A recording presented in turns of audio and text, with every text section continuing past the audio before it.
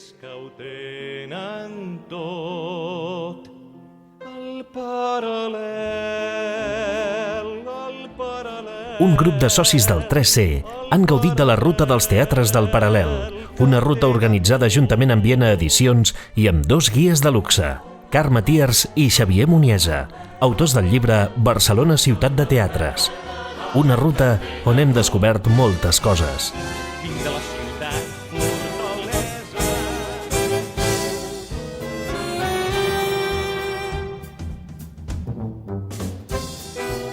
Hi caben unes 350 persones.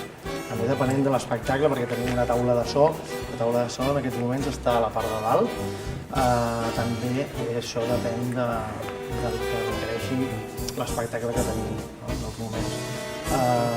Antigament estava a la part de darrere, qual a nivell de so potser és millor pels tècnics perquè així poden controlar més la taula, no? Des de la part de darrere. En aquests moments està a dalt, ja preparat també per quan vingui Maricel ara el proper setembre.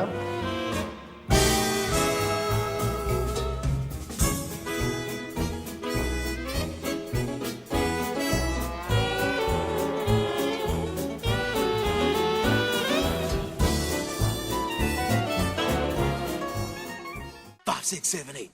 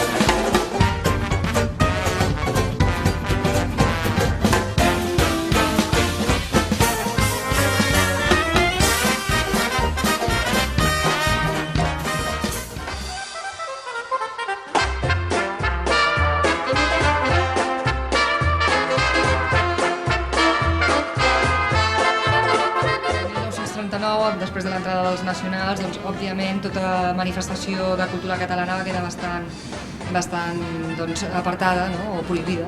I el teatre en català es va prohibir terminantment. Només hi havia alguns casos de teatre amateur o de companyies petitones que feien a casals o representacions en cases particulars, però que eren representacions privades, sessions úniques i tal, que es podia utilitzar el català.